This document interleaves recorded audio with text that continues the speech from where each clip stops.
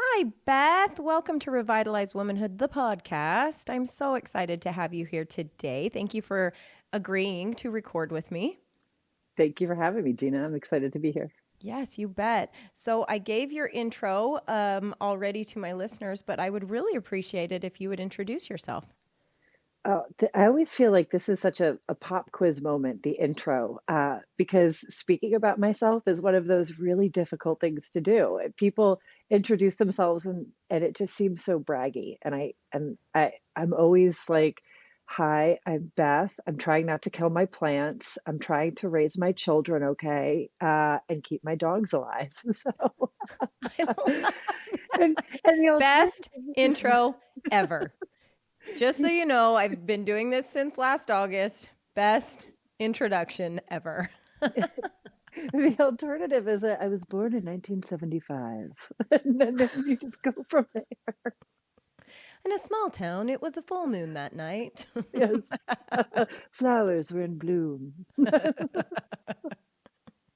Oh my heck, I love it. But I probably talk about this too much, but I really do love it because I did get called out on it once when I asked someone to introduce themselves, and she's like, "Well, if I was to put myself in a box," and I'm like, introducing yourself isn't putting yourself in a box. It's because I can go anywhere and read anybody's bio, right? I can Google any Hmm.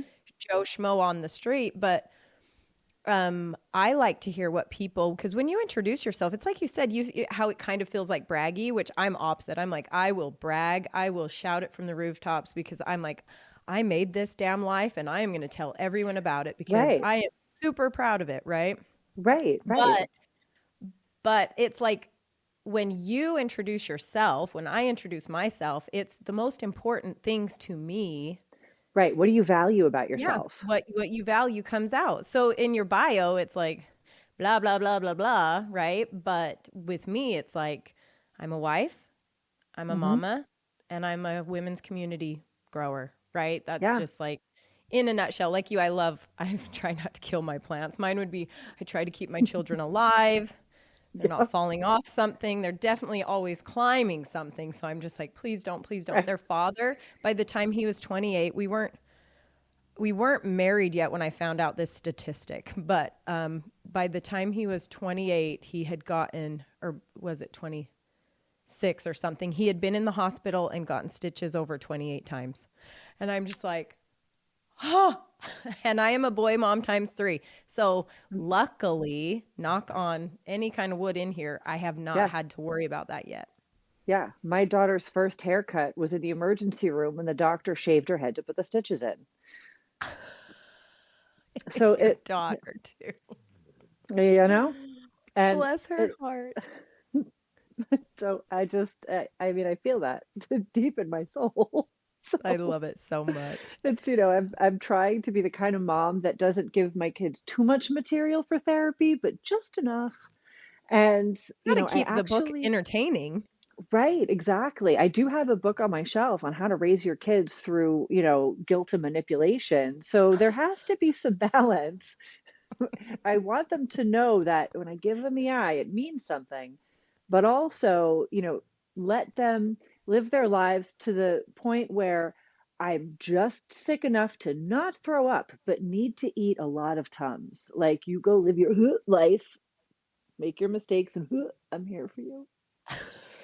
But also with enough guilt and manipulation in there that they make good decisions. That they or immediately turn back from the bad one they just made. Oh, whoa, Exactly. that was a wrong turn. Right. And call mom. I need a ride home. Yeah, yeah. So there's got to be that balance, and every I time I love your have to. definition of balance.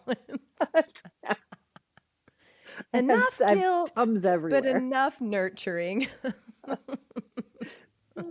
Oh boy. Oh, I love you already.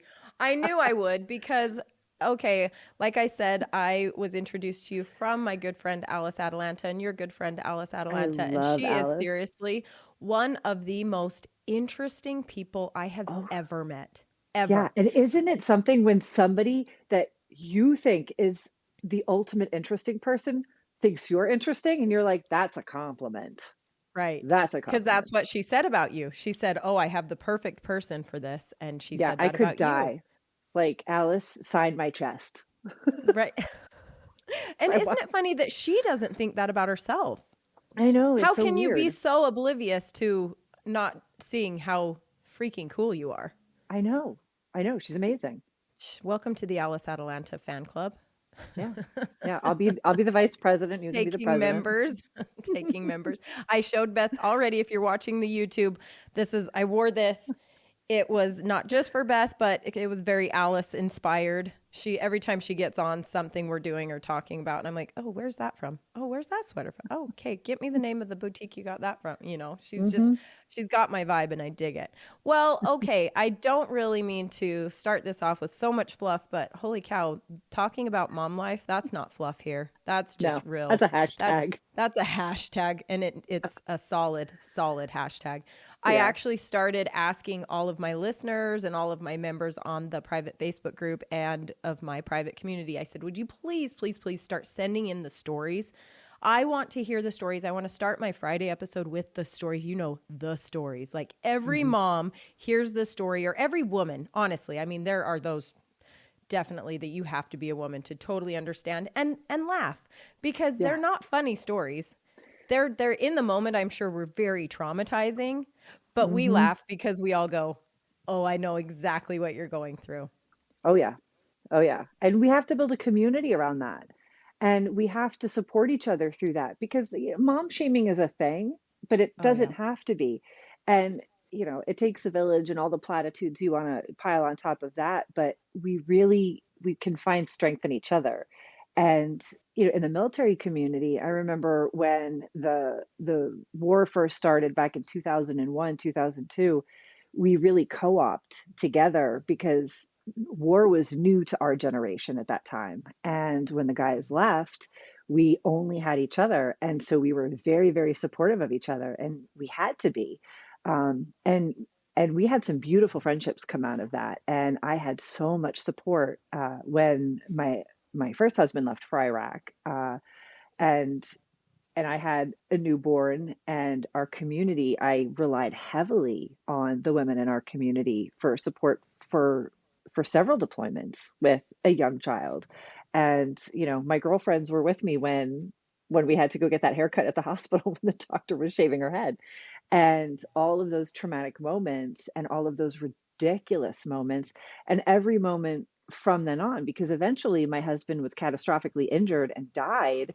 And my daughter was, at my side when I got the phone call that he had been injured, and then through the entire injury process. So, as a mother, how do you navigate that? And how do you, navigate all the insanity that goes with that? And then keep some sort of normalcy and balance for your children. So, those things are really important. And I just, I mom life is a thing. So Well, and also navigate it with people who can empathize with you, right? Not right. just sympathize, because even we talked about this when we had our first conversation. Was I can never, ever, ever, ever understand what it feels like to send my husband to war, to Hmm. send, have him die in battle, have him, right? I can never, ever understand that. I can sympathize with you. I can do my best. But it's like we said, it's most of the time you get people that are like, I don't know what to do with my hands, right? It's Right. like, I don't know. They're there. They're there. And you're like, please just get away from me. Yeah. Right. I should have brought my Or don't tiny hands. understand. Right. I should have had props for this. Or you don't, they don't understand that you're allowed to laugh through it, like we talked about, which we'll get to that. Or but you have that group of women, like the band of brothers. I mean, it's the Right. same for women. It is the It exact same is. for women And it supporting should each other. be. It should be. Absolutely. And empathy it's really just compassion. It's the ability to put yourself in somebody's shoes and have compassion for them and reach across the table and say, I can't imagine what this is like, but I know you're hurting. And having that level of compassion for that kind of tragedy, that's not something that I necessarily want people to have. Sympathy is an excellent substitute. And when people do feel that much pain, it's like, oh honey, don't go there. You don't want that. like, and I don't want that for you. So let's skip the empathy if we can. And if people are genuinely empathetic enough, that's a beautiful thing. And, you know, you can do wonderful things in your community with a lot of empathy, but it's not necessarily something that I really want someone to feel. If there are certain situations that require empathy, and reaching across the table with that form of compassion is necessary to connect with your community. But when it deals with the loss of spouses and children and all the horrible parts of the world, I I, I don't want people to have to bear that if they don't have to. So that those uncomfortable things that come out of their mouths, and this is something that a lot of widows joke about, or and this is where some humor comes in, but it's they say uncomfortable things or they say really awkward things, and it's you have to give them enough grace to get away with that because they don't know what else to do. They don't know what to do with their hands. They don't know what to do with their mouths or their brains. So they say something Right. ridiculous and you're like, you don't have the good sense that God gave a hamburger. Bless you. Just You have to go through life like that. I bless yes, you. yes, Bless yes, your heart. I'll go yes. deal with my drama. You go deal with yours. I hope the worst thing that happens to you in your entire life is a spilled latte. Be blessed.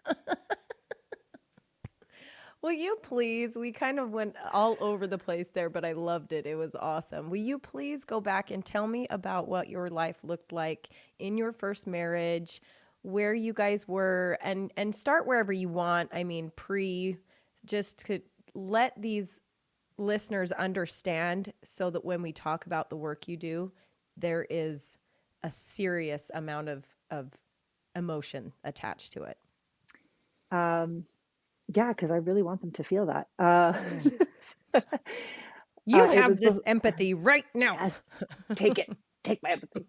Um, so I call my husband Trent. His name was Gregory Trent, but he introduced himself as Trent, so it just stuck. I'm a very primary learner type person. Um, and we were in my hometown. I was sitting at a stoplight, very innocently minding my own business, and I looked over and there was this handsome guy in the car next to me, and I thought, well, dang, he's cute. And we waved at each other and pulled over and made plans to meet up later on at a bar, and the rest is history. We got married. Um, so pre 9/11, he was in the army already. So I moved down to North Carolina like any woman would when she's chasing a man.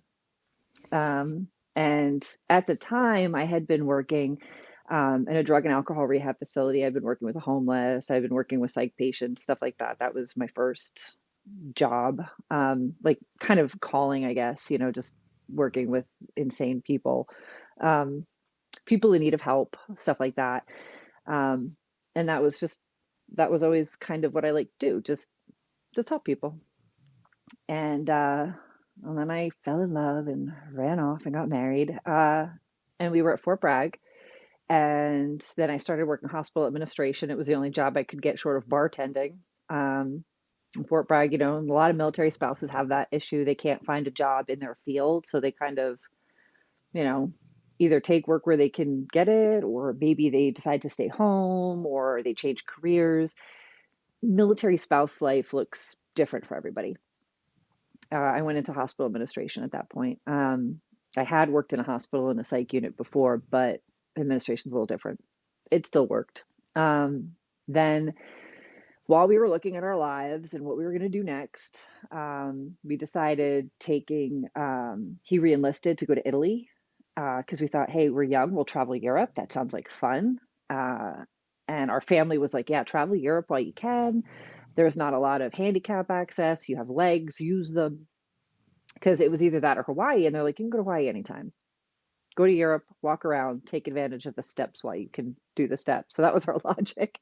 We went to Italy, and the war kicked off. And surprise.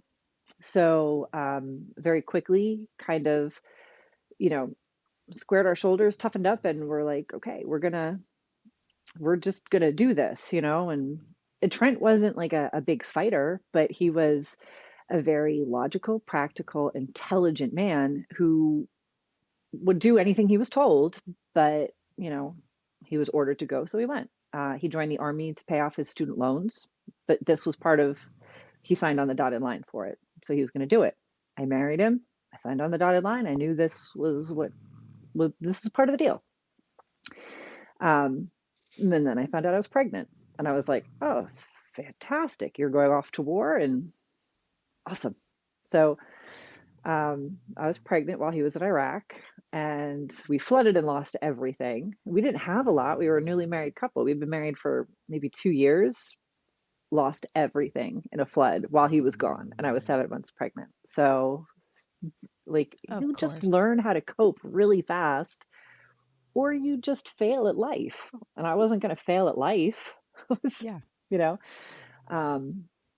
Also found out that I have a disease called hereditary spherocytosis. I've known that. I've had it my whole life. I've lived with it my whole life, and just, without getting into the details of that, it played a role in my pregnancy. And so I had to go to launch school because I was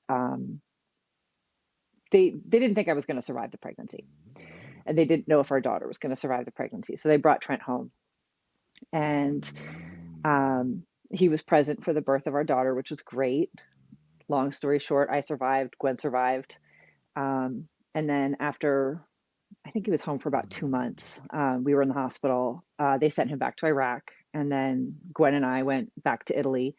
And, just, you have a choice, survive or no, And so we did. And then the deployments just kept coming, and he decided he wanted to go special forces. And I thought, that's a great idea. You'll have better access to anything, really. You'll have better medics, you'll have better equipment. I'm all for it. So we came back to North Carolina, and he joined SF, and I was working for a unit in USASOC. I got a job there working to help with families. And that was really interesting. I really liked that job. I had great jobs. Like I worked for USAREUR in Europe. I worked for the command over there. I worked over for the military families here.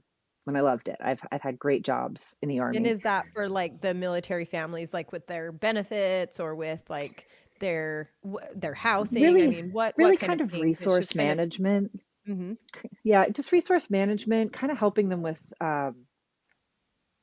like preparation and stuff. One of the functions of my job was to do trainings for resiliency and self-reliance, and help give them access to what happens if your husband becomes a casualty. And so we were working on trainings for those kinds of things. So when my husband became one, I already had my own planned binder, folder, whatever you want to call it, because I was working with the units on those things. When I was in Italy, I was a casualty affairs officer for a short amount of time, covering down for my boss while he was at the Army War College. And so I was running casualty affairs for Southern Europe. And when we had an active duty widow come in because her husband had been killed, her casualty affairs officer didn't show up. Like I was like the hub. And she came to me because her guy didn't come to her door, and I was mortified. And so she had this binder, and she was very well prepared for the death of her husband. He had gone over everything with her. And I'll never forget just how, I don't want to say brave, but just how, and stoic isn't the right word either, but she was just very strong. And she presented this binder, and I was able to process all of her paperwork and in record time, and help her and give her what she needed. And I asked her if I could take this idea that she had with the binder and take it back to the FRGs, the family readiness groups, and say, hey, can we use this as a training model for other families? And she said, yeah, if it'll help other people, sure. So I used it to help our families in Italy. And then I took it back to our units at Fort Bragg and used it there. So I had my own binder when my husband died. So when one of my friends called me when they heard my husband was shot. She was like, "What can I do?" And she was a colleague of mine as well. And I said, "Can you go to my office and get my binder because everything is in it." I had just done a training the month before for our family readiness group for our battalion, saying, "Hey, these are the things that you're going to need if there's an emergency," because what that does is it allows you to not like you're already in panic mode. You don't have to look for the things that you need to process your benefits. You're going to wonder, like, how am I going to pay my bills? How am I going to feed my family? You don't want to ask those questions. You're already starting a process of grieving. You're so many things are happening. The whole world drops out from underneath you. You can't, like, where's my marriage license? I don't know. But if you're organized, at least you can experience your feelings and not wonder, where is all this paperwork that I need in the next 3 days? And I think, I'm sorry, I'm going to take a just brief intermission there, is I think that's important for everybody. Right. Everybody. This is not specific for military. This is not specific. This is such an important thing for it feels almost morbid to do it. But guess what? When it happens, you don't yeah. know. You don't know. Yeah. And you hear about all these stories about even usually, hopefully, you hear about it with grandma and grandpa, hopefully it's not someone younger, but I know it has been surprises for younger, but hopefully you hear about grandma and grandpa, but all of a sudden grandpa's gone and grandma's like, well, I don't even know what, I don't know. Yeah. And if you don't, my husband and I we went to an attorney and we had it all put together. It cost like $6,000. I mean, the way we did it to get everything all in order, but it doesn't have to be that way. There's now processes to do this. But I think with this woman that you're talking about that came in and she was just, I think she just, it's like you're saying, you have to just keep going. I mean, what's the alternative? Yeah. I can break down and lose it, but I can't yet. Like there's going to be a time and a place for that. And for her, it's almost like the training that you go through with like triage nurses or emergency room or dispatcher. When I was an emergency dispatcher, you go through these things so many times because you want that habit to be instilled in you. So the reaction is a calm rather than instead of a fight or flight. And you're like, it's this is what we do. Next step. And so her husband, they probably communicated about this so well. And to the point where she was probably like, you're so weird. Stop talking to me about this. Right. That she was probably like, okay, dear. Yes, this is morbid. Thank you. Got it. But he was like, you will know this. You will know this. Right. And look at how well he prepared her, that her muscle memory kicked in to come to you. Yeah. And that's what Trent had done for me. And so every time he deployed, it was like a fun game of let's go over your paperwork again. And it was always right before Christmas. So double joy, super fun. Let's sit down, listen to Christmas carols and pick out your funeral music. And it was our reality. And I was so like, now for Christmas, you all listen to Enya is what I'm hearing. Yeah. Like we're rocking bon around the Jovi, Christmas tree. And did you want that wooden coffin? Like, it was like, okay. And so Christmas was his favorite time of year too. Like he would go above and beyond for Christmas every year. And I'm just like, and I remember and I have such morbid humor about just his death in general.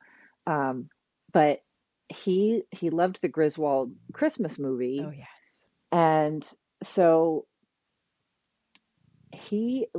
and I had made so many bad jokes during the event and people were like, really, Beth? Except for my best friend who was with me. Like she was my right hand during the whole event because you need somebody else to kind of, your brain's just not working right anyway. And if you're, you need a wingman. And my brain just kind of is like in Wonderland anyhow. So to just pile a tragedy on, and now we just have like, I don't even have a word for what I become when you just have like this regular level of insanity and then a tragedy.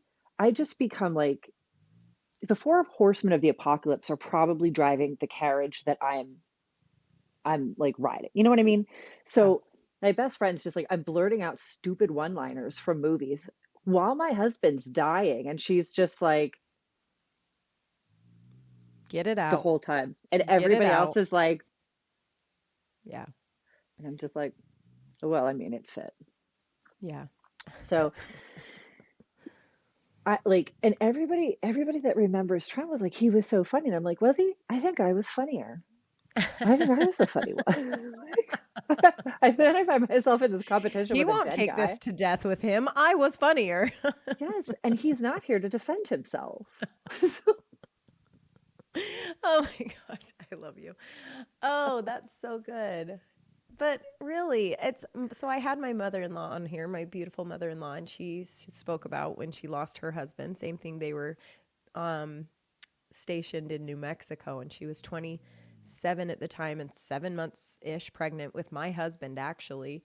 And this all was happening to her, you know what I mean? And she actually, and I don't know if this is an everybody thing, but it was such a horrifying and traumatic thing. And I never want to even imagine that, but she remembers things that I think differently than what they actually were.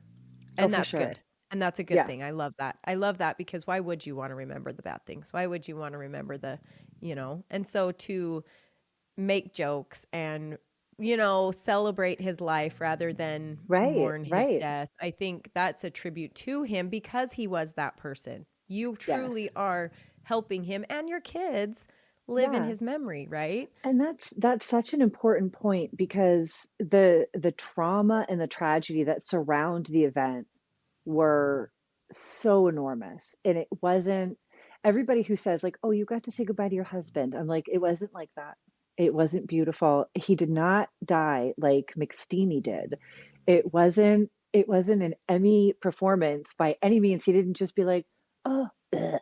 It wasn't like that. It was we'd rather have the jokes because if we would get into the details, I wouldn't have friends. And Yeah. it's like you said, it is morbid and it is traumatic. And there are times when I'm very grateful that other people didn't have to witness that or go through that. And when other wives tell me like, "Oh, I wish I could have seen my husband," I'm like, "Sweetie, no, you don't want that memory because it's I would rather have the better times." And I often joke that, when you're young and you're in love and you say, "Oh, I'll hold you when you die," because we talked about that, like if he lost limbs and if this then that, if this then that.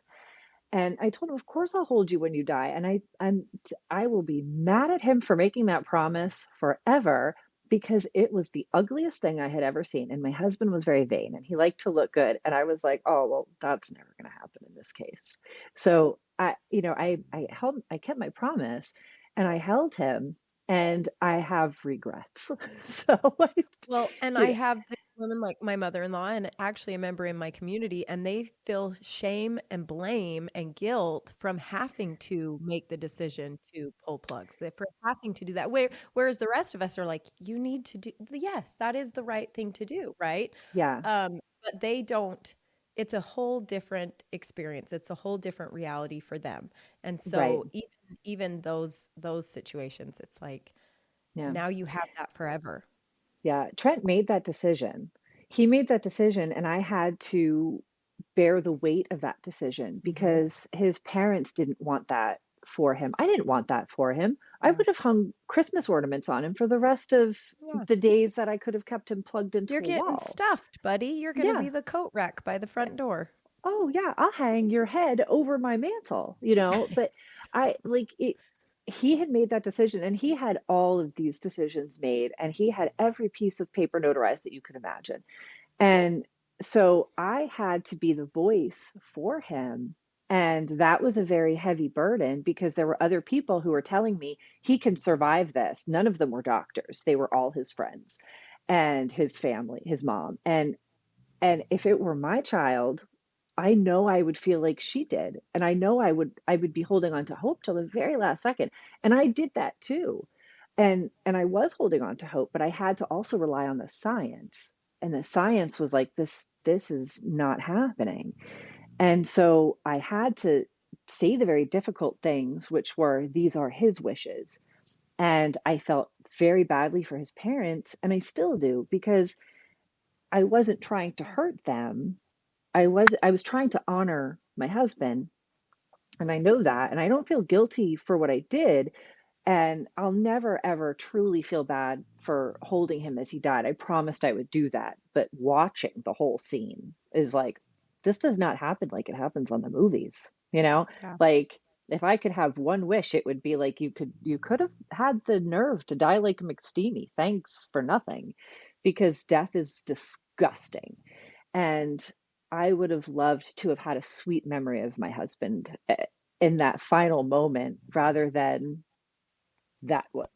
What you have. So yeah, and I do. And the night before he died, I stayed with him all night, and I had that montage of memories. I had that I replayed all the times we went to Paris and Monaco and Rome and all of those things. And we took our daughter, and I had that sweet, wonderful, and I say sweet and wonderful because I sat in like a pretzel in a plastic chair, and all I could hold on to was his thumb. Everything else was hooked up to some kind of machine, and all I could hold on to was his thumb.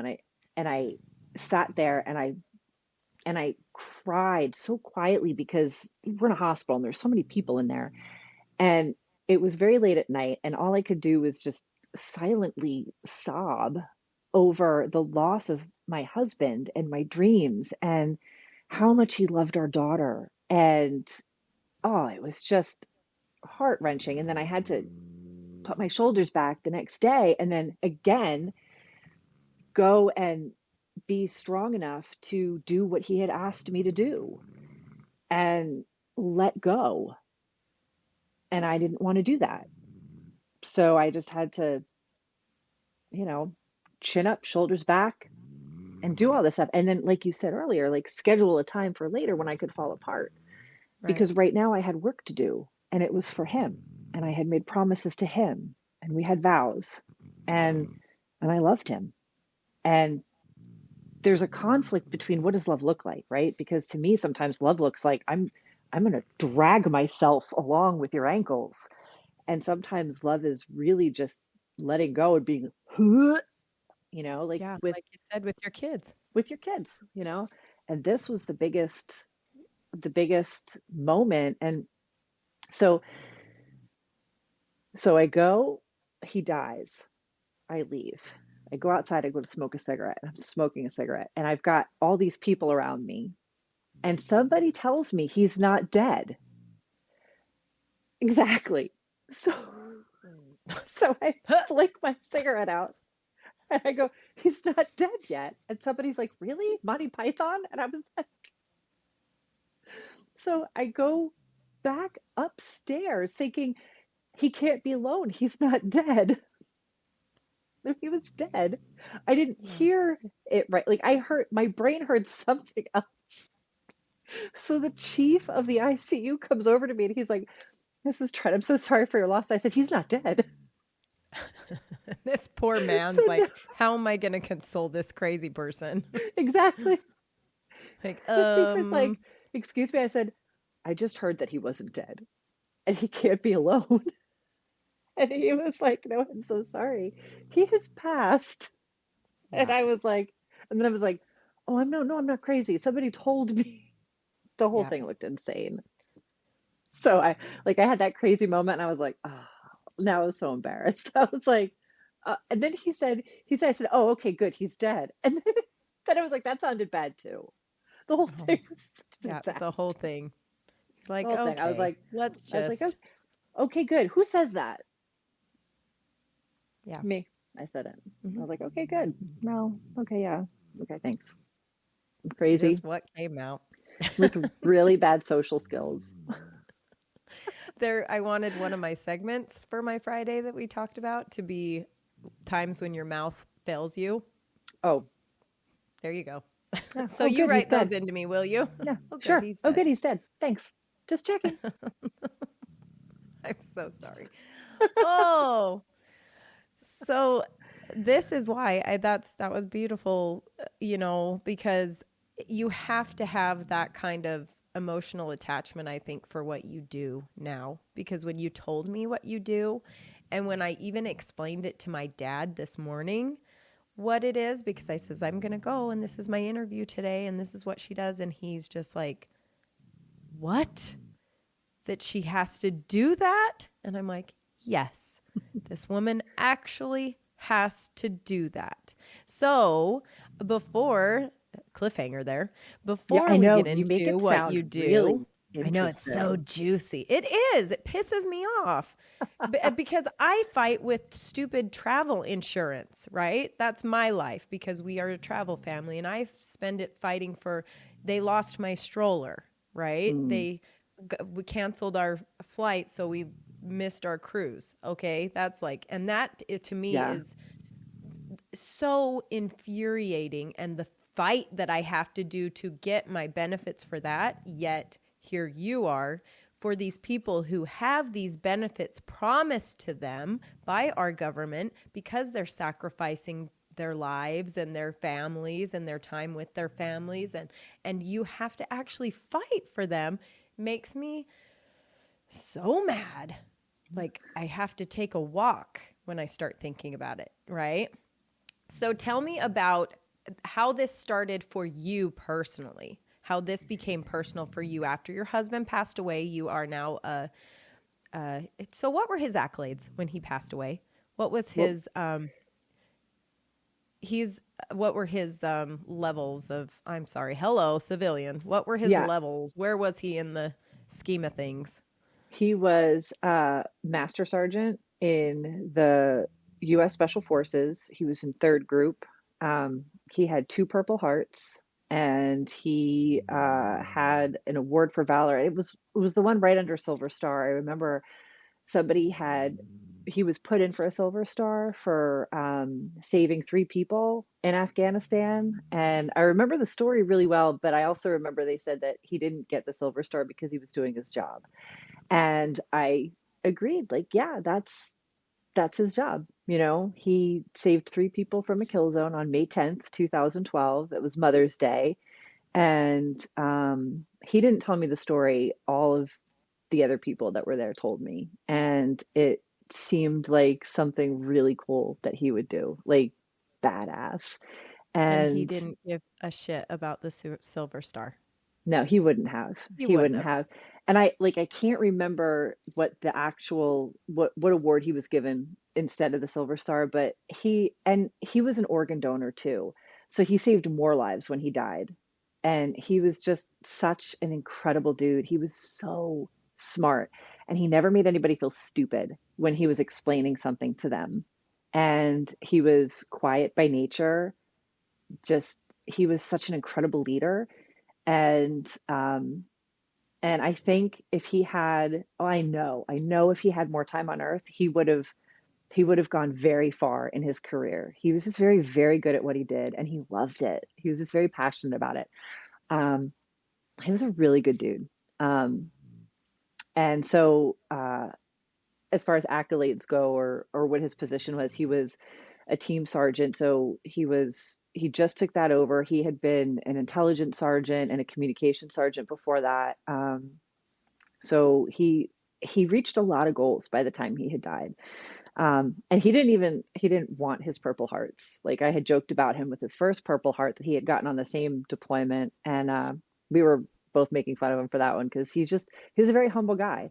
Um, and the second Purple Heart was for his fatal injury. Um, so that's where he was at with his career. How old was he? Well, this was 10 years ago that he passed away. 11. 11 now. Well, Hmm. how old was he? I want to say he was 36. Okay. I knew it would be something Yeah. like that. Yeah, it was And like 36 or yeah. 37. Yeah, we were pretty young. Um, so when he passed, my daughter and I were to receive benefits. There's two different sets of benefits that you receive from the military. One's from Veterans Affairs, and one is from the Defense Finance and Accounting Service. And it's a very confusing process.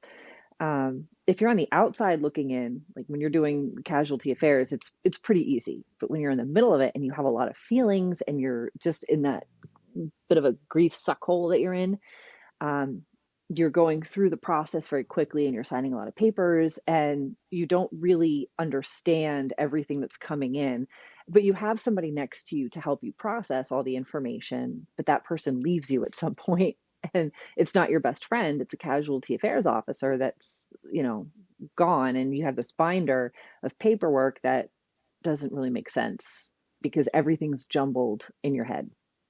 So I went through my process. I signed a bunch of papers. And somebody, when I was getting my new ID card, my widow ID card, they were like, smile. And I said, what?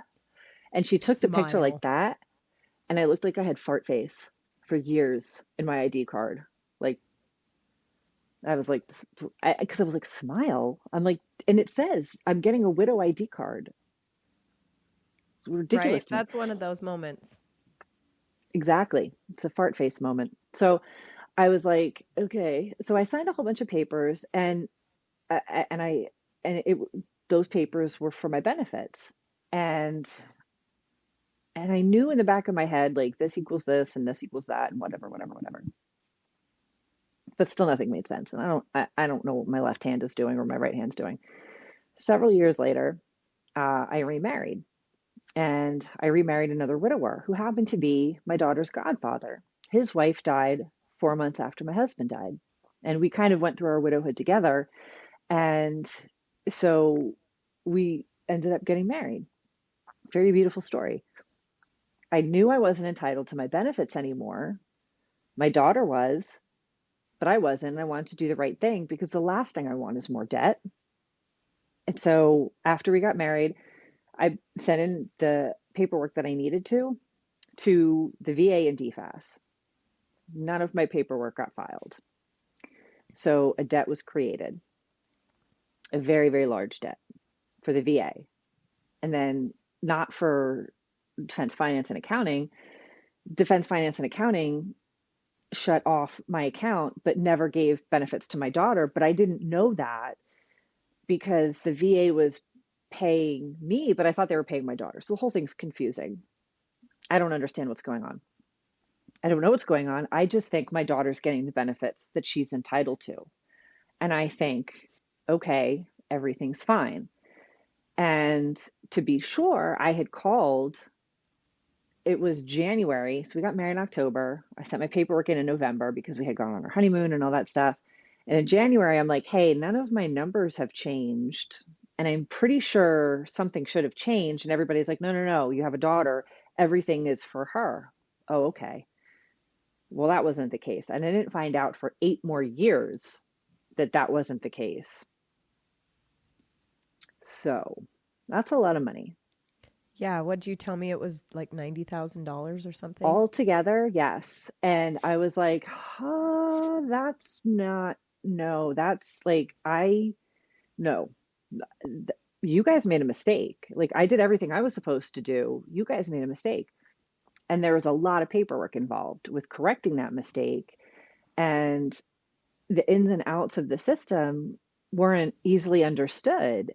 And nobody was telling me what was needed. They were just like, and when I was being told what was needed, I didn't find out that people weren't actually looking at my account. Like if I would call the VA and I'd be like, hey, I'm not like, what am I supposed to give them? They're like, you have to verify that she's in school. Oh, okay. So I would send in that paperwork, and then that wasn't the paperwork that was needed because nobody was actually looking at the file. They were just making assumptions on what was needed because I would tell them like the benefits got cut off or whatever. It was such a mess. And so the Green Beret Foundation got involved, and they were like, hey, there's another way to help solve this problem. So they got involved, and that's how I found out that there's a thing called a veteran service officer that's accredited by the VA to learn the law and help guide people through the process of benefits. And I was like, tell me more about this because I don't want other people to have to go through what I went through, because understanding eases suffering. And if you understand the system, you can help other people because this is difficult. And other people for sure, I know, are thinking this is difficult. And they need an advocate. I mean, think about the times you call customer service, whatever. Like the government offices, well, we assume that they hire the best people. We assume that they hire people that care. We assume that these people are patriotic, right? Right. They're not. They're people. And maybe Well, some are, but maybe some are just assuming that what you're saying is what they're helping you with, but nobody's really advocating for you. if you And that's what assume, this vet service officer is well, someone that yeah, advocates for you. right. And if you assume that you don't know, like I didn't know what I was doing, and my frustration grows, and then I call the VA and I'm constantly yelling at somebody at the VA, and you're on the receiving end of that phone call. You don't know what the problem is. I don't know what the problem is. The operator doesn't know what the problem is, but you're getting yelled at all day long by frustrated people who think you know what the answer is. You're going to hate your job. Maybe. Emergency dispatcher. Yeah, Like, I right? get it. I get I it. can I Yeah. can imagine there's a lot of people at the VA who probably take some phone calls from people who are extremely frustrated, and maybe they don't understand. These people don't understand. There's probably a huge communication deficit going on. Right. So the VSO role allows me to be a buffer in between the VA and the soldier or service member. So if I understand what the process is, I can help guide that person through the process and let them know, hey, listen, this is a very legal process. And it's not that the VA doesn't care about your feelings, but the VA is solely based on law. Like everything with my process was very legal. It had to do with the law. Is there evidence in your file regarding this thing? And if there was no evidence, the VA couldn't do anything about it. So my whole process was really based on, can you provide us evidence? And if I can't provide evidence, what do I need to do? What's my next step? Because that evidence is not in my file, regardless of whether or not I put it. If I put the evidence in, I had no way of knowing if it got in there. So what's the next step? If there was an error, how do we prove that error was there? So, and that's helpful information. So when these guys are filing their claims, or they're filing their retirement claims, or there are other widows with debts, because it's common, how do we provide the evidence? And without evidence, what's the next step? So that's what I walk them through. And actually the VA, like we've got people that we can talk to at the VA that are actually really wonderful with helping, and they point us to the right part of the law that we need to reference. So my experience with the VA has been very different on this side with working with it, because people have been more helpful than I expected. Because you go into it and you're like, the VA knows that people don't trust them, and they're actually working to fix that and empower people. So that's amazing to know. And I can tell people that and help them. Like, hey, you know what? The VA is Sounds not as, like they need more of you. They need more of these VSO officers. You know what I mean? They do. They yeah, need more of these in-betweens to help bridge the gap between, yeah, because all that's in here under this bridge is misunderstanding and miscommunication. yeah. They And have a if you lot. two can, Yeah, they have a lot of them. They have them with the VFW. They have them with the DAV. There's so many VSOs. People need to get to them. And oh, then okay. there's a problem with, there are people who charge for services. Like VSO services are always free. Nobody should ever have to charge for VA help. But there's somebody out there who's going to be like, for like $1,000 or $2,000, I can get you 100%, and that's illegal. It's pension poaching, and people have been doing it since the Civil War. And the VA is trying to get information out there, like, don't fall for it. Like, nobody can promise you 100%. I can't promise it, but I can help you, tell you what evidence you need. If you tell me your hip hurts, I can tell you what evidence you need to show the VA to prove it, but I'm not going to do it unethically. And these people do it unethically, and then they take your money unethically, and then they don't give you a result sometimes. And sometimes they do. And these people think that that's their only option. And that's unfortunate. But that's how I got involved, because I just, like, again, it goes back to just helping people. Somebody helped me. Somebody was like, hey, like, this is horrible. Let me help fix it for you. And I just want to help the next guy because I know what it felt like. I lost my husband. I didn't want to have to fight for benefits. I didn't want to have to fight to prove that I didn't create this debt on purpose. The only thing I was ever trying to do was raise my daughter and just be a good human. And that's that's a lot of money that the government says like, hey, we're going to take care of our widows and our orphans. And then when you don't, and then on top of it, like there were like the VA sends out harsh letters. Like I will say that about the VA. They send out a nasty letter. There are rude letters. And I'm like, y'all could be a little They bit make you better feel about like a that. dirt bag, Yeah, it's like you feel and like you're you just get, trying to survive. yeah, you will get gaslit by the government. I think it's written in their law. Like their law is pretty clear about a lot of things, but there's also that tiny writing, like you're responsible for everything. And I'm like, oh, could you take that line out? Like how do we lobby for that? Like X that line out. And so it's it's a horrible feeling because like you've been grieving so much. And then one of the letters they sent me was on the 10th anniversary of my husband's death. And Huh. they put the very specific writing in there that was at fault. And I was like, take that back. I was like, take that back. Like, I want you to take this off of my record. Like, I am not at fault for this. How can I Right. be at fault for something that I had no control over? I gave you what I had, and I don't know what you did with it. Right. How do I know? So, it's just that, like, don't make me hurt anymore. Like, I've already been through the ringer. Thank you. Can I not go through any more ringing? Like, you've got me on Right. the rack. I'm stretched. Stuff's popping. Right. We're done. Yeah. Well, I love that you are the one that was called for this because I think you're the perfect person for it. I think you're one of these people that it takes this kind of understanding and this kind of compassion and this kind of empathy. I mean, I'm sorry you have it. Sorry you have it. It's It mine. takes this level for you to be able to, especially even make light of situations like this for people to remember that there's still life, there's still living, there's still look at you and your Yeah. amazing new husband and and you supported each other through what you needed to and now you're on the other side of it and I think people at that time when they come to you need to be reminded of that, especially when they're around all the weird people that they're just making them feel even more weird about everything and they're just like, Yeah. please, like you almost give them permission to come Oh, out of it.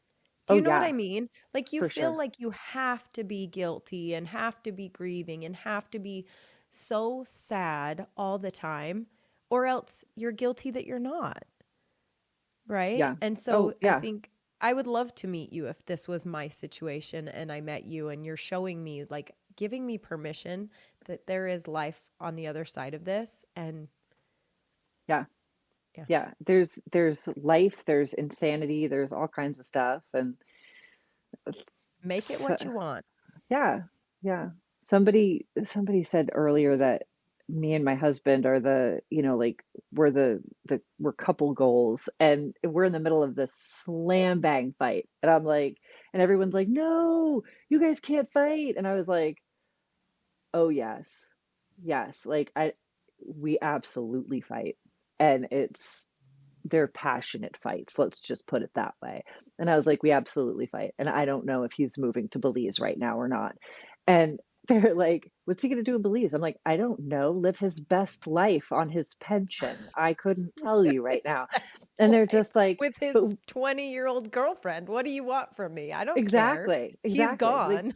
yeah, he's gone and I've got the dog. So I don't know. But like he's a veteran. He's got the PTSD. I've got the PTSD. We are living in a really beautiful home that is just chaos sometimes. And they're like, but you're our hope. And I was like, don't look to us for hope. Like we've got the four horsemen harnessed up right here. Like But you isn't every that, I love that that's hope though. That's part of the hope, honestly, yeah. because if you see people that are just, I'm not going to say they're fake because I have no idea. And I have nobody specifically in my mind, just, you know, conceptually, you see people that look like they have this perfect marriage. And all I do is sit and think, yeah, right. What do you fight about? I'm going to figure it out. What do you fight about? But whereas on the other hand, you have my husband, grammar. Yeah. Well versus good. Hers and mine. She and I. Yeah. This is. Oh, but you've got people like you and your husband, or me and my husband, that will be openly out at dinner in public with friends, and he says something stupid, and I'm like, you're an idiot, right? And everyone's like, and I'm like, well, he is. Who talks like that, right? Or something, or he'll call me out on something, and they're just like, and I'm like, yeah. Yeah. it's what it is. If I don't get it out, it will fester and it will become ugly. I'll just get pimples or something. I'm not going to, right. And who wants that? I mean, like then no you get scarring on your face from those. Like my husband told me not to threaten to divorce him, but I could threaten to kill him because it's less believable. So I usually open with, I'm going to stuff him in a trash can and fill it with water. And I've threatened to shave his beard so many times because I don't like it. And he was like, if you shave my beard in my sleep, I will burn this house down. And I'm just like, do it. And so people are like, I don't know why people look to us for hope. I'm like, I don't know any couple that's been more, and his wife died.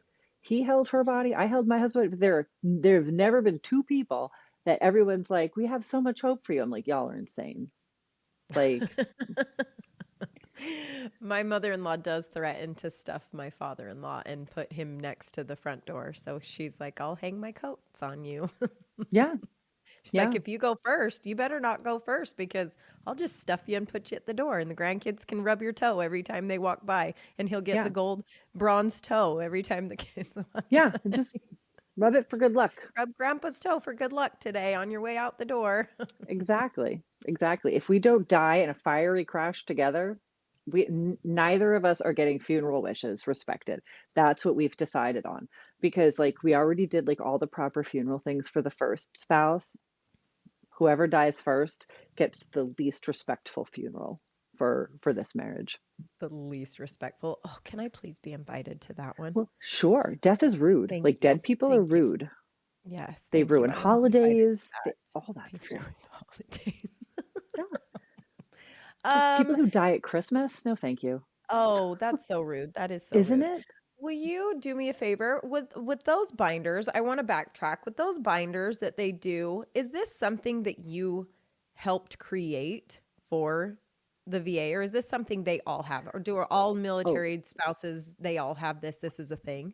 Nope, it's not. It's not a thing. It's some people have, some units have them. Some like it's because it's been over 2 decades, Right. and some people have versions of them. And it's not something I'm credited with at all. Like I have no, it's just, But am I super weird and morbid to say, let's start that foundation for that? Let's start the your binder foundation because it's so important. It is. And I've got, there's a good friend of mine has already been working on trying to build them and been doing a great job with them. And I had tried to standardize it for the Department of Defense back in like 2010. And they were like, yeah, no, we're not going to do that. So, I mean, like I've tried, but I think the concept wasn't there conceptually. It just couldn't. It didn't stand well. I don't know why they didn't. I mean, I've tried, but it's just When we're done with this, I'm going to talk to you about who's doing it. I don't know why that's like all of a sudden something. I'm like, yeah, I want to do that. I think it's calling to me. So yeah, maybe I think it's a great idea, but I just think it's really important for sure. Yeah. Beth, you're the best. I'm the best. I'm sorry we didn't get to come up. You're the best. You're the best. I'm sorry we didn't get to come up and see you. You're in Fort Bragg now, so I'll let everybody know she's from New Jersey. That's where you met your husband, right? Pennsylvania. Oh, Pennsylvania. And Yeah. that's where you met your husband. You're from New Jersey. You met your husband in Pennsylvania at a stoplight. But you're over in Fort Bragg now, which is one of our favorite cities. It's so adorable and charming up there. And I have the funniest story about all of us getting fleas at the VRBO that we were staying at. And Okay. it was seriously, because we live in the desert, right? Like fleas do not live here. We live in the desert. Thank the Lord. But we didn't realize. So we come up there and I'm 7 months pregnant.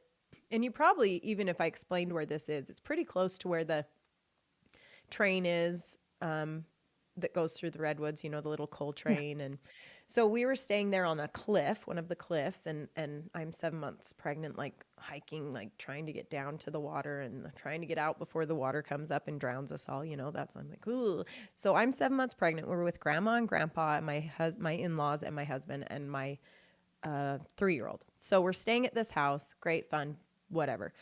And I come out one of the mornings and I'm like, oh, I have a mosquito bite on my foot, and I'm just whatever. So this is funny because something's happening behind the scenes while I'm like, oh, this mosquito bite on my foot.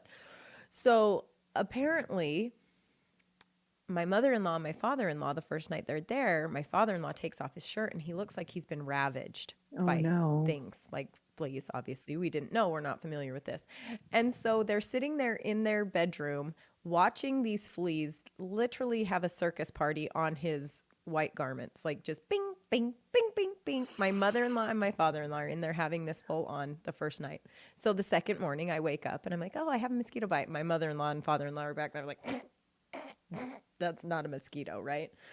So then that night, my mother-in-law tells my husband, it's fleas. Like, and he's like, you cannot tell Gina. You cannot. She will freak out. Grandma will freak out. You cannot tell anybody. Beth has frozen. So I'm just going to keep going with this story and hopefully it's recording. Anyway, you cannot tell anybody about this story. So all of a sudden we hear my mother-in-law telling grandma about this story, whatever, and she freaks out. And I'm like, what happened? And they're like, it's fleas. And we're like all freaking out. Oh, we lost Beth. She disconnected. Anyway, long story short, it was hilarious. It was traumatizing, but we ended up coming back home to St. George and luckily found out that fleas cannot survive in this 110-degree weather. Thank you, St. George, for the 110-degree weather. But let's see if we can get Beth to sign back on here. She's like, I don't care about your flea story. I'm just going to hang up.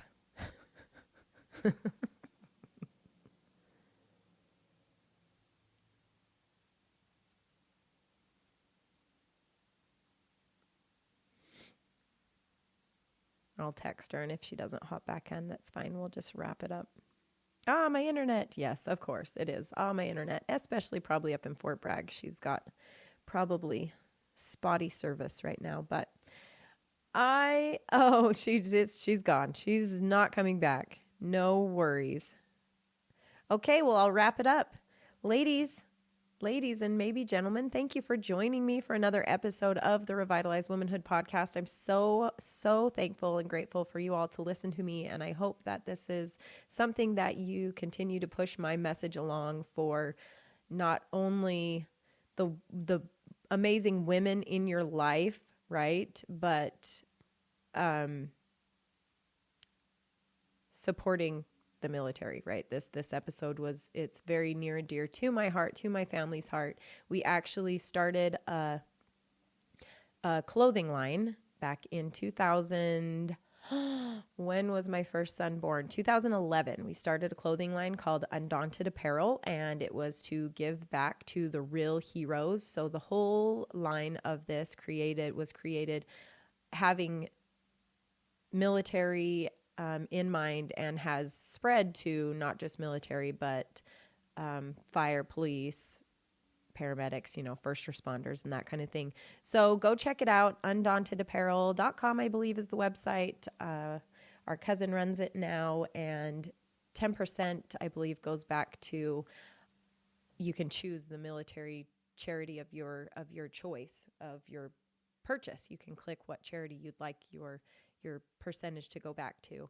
And that's what it's all about, is recognizing the men and women who are the real true heroes in this country, in the world, and not just like Superman and Spider-Man and these pretend make-believe things that they are not the true heroes, right? So thank you again for joining me, and we'll see you next week.